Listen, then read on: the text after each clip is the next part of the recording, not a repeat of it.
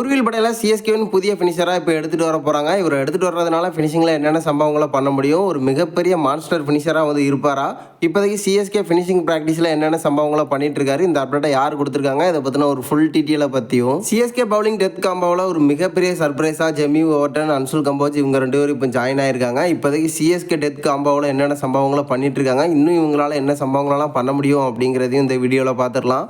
அதுக்கு முன்னாடி சேனலுக்கு புதுசாக இருந்தீங்கன்னா சப்ஸ்கிரைப் பண்ணிக்காங்க. இந்த வீடியோக்கு ஒரு லைக் கொடுக்கலாம், லைக்கை கொடுத்துருங்க. ஃபஸ்ட்டு நம்ம சிஎஸ்கே பவுலிங் காம்பாவை பார்த்துருவோம். ஜெமி ஓவர்டனை சிஎஸ்கே வந்து ரிட்டர்ன் பண்ணியிருந்தாங்க. இந்த சீசனில் ஆர்சிபிக்கு எதிரான மேட்ச்சில் இருந்து ஒரு மிகப்பெரிய கம்பக்கு.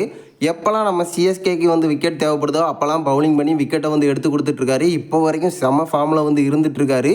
இப்போதைக்கு இவரோட பவுலிங்கை பார்த்தீங்கன்னா 150க்கு மேலே வந்து ஸ்பீட் பண்ணிகிட்ருக்காரு. இவர் வந்து ஆல்ரவுண்டரில் ஒரு பவுலர் லிஸ்ட்டில் தான் நம்ம சிஎஸ்கே வந்து இவரை யூஸ் பண்ணிகிட்ருக்காங்க. ஏன்னா அந்தளவுக்கு பவுலிங்கை வந்து சூப்பராக பண்ணி கொடுத்துட்ருக்காரு. இவர் மட்டும் இல்லை, மறுபக்கம் நம்ம அன்சுல் கம்போஜ் யாருமே எதிர்பார்த்துருக்க மாட்டோம். பத்ரினாவில் டெத் ஓவரில் யாரை யூஸ் பண்ண போகிறாங்க அப்படின்னு வெயிட் பண்ணிட்டு இருந்த நேரத்தில் அன்சுல் கம்போஜை கொண்டு வந்திருந்தாங்க. பத்ரினாவை விட வேறு லெவலில் வந்து பவுலிங் பண்ணிகிட்ருக்காரு டெத் ஓவரில். கிட்டத்தட்ட 18 அது மட்டும் இல்லாமல் 17 அப்படிங்கிற மாதிரி எக்கச்சக்கமான ஓவர்ஸை வந்து இவரை தான் யூஸ் பண்ணிகிட்ருக்காங்க நம்ம சிஎஸ்கே.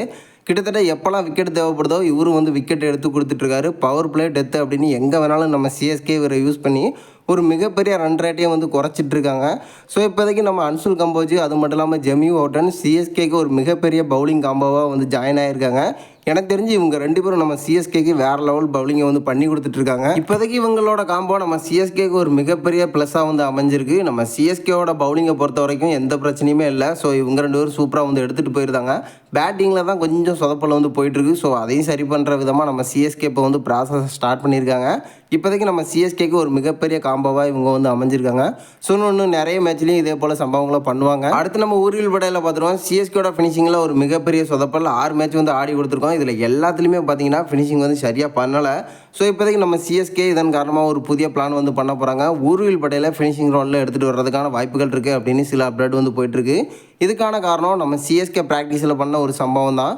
ஊர்வில் படையில் பொறுத்த வரைக்கும் ஃபினிஷிங் ரோலில் யூஸ் பண்ணுற பிளானில் தான் நம்ம சிஎஸ்கே வந்து இருந்திருக்காங்க. ஈரப்பந்தில் தான் அதிக ப்ராக்டிஸ்லேயும் வந்து ஈடுபட்டிருக்காரு. ஆல்ரெடி நம்ம அஸ்வினை வந்து சொல்லியிருந்தார். இப்போதைக்கு ஊர்வில் படையில் நல்ல ஃபார்மில் இருக்கார். ஃபினிஷிங் ரோலில் வந்து ரெடி பண்ணிட்டு இருக்காங்க நம்ம சிஎஸ்கே. ஸோ சீக்கிரமாகவே பிளேயிங் லெவன்லேயே வந்து வாய்ப்பு கிடைக்கும் அப்படிங்கிற மாதிரி நம்ம அஸ்வின் வந்து சொல்லியிருக்காரு. இப்போதைக்கு பார்த்தீங்கன்னா நம்ம சிஎஸ்கேயோட ஃபினிஷிங் வந்து சரியாக போகலை. டூபே ஒரு பெரிய சொதப்பல்.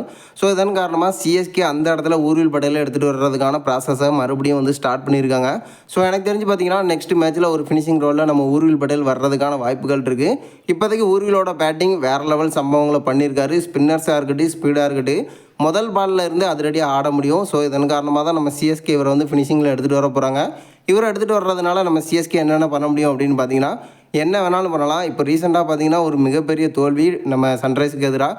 ஸோ இந்த மாதிரி கடைசி நேரத்தில் கூட அதிரடியாக ஆட முடியும். ஸோ எனக்கு தெரிஞ்சு ஊர்வில் படையில் சிஎஸ்கேன்னு ஒரு மிகப்பெரிய மான்ஸ்டர். ஸோ நீங்கள் என்ன நினைக்கிறீங்க? ஊர்வில் படையில் சிஎஸ்கே ஃபினிஷிங் ரோலில் எடுத்துகிட்டு வருவாங்களா? அதுக்கான வாய்ப்புகள் எவ்வளோ இருக்குது? அப்படி எடுத்துகிட்டு வந்தால் என்னென்ன சம்பவங்களை பண்ண முடியும் அப்படிங்கிறத மறக்காமல் நம்மளோட கமெண்ட் பாக்ஸில் தெரிவிச்சிருக்கேன்.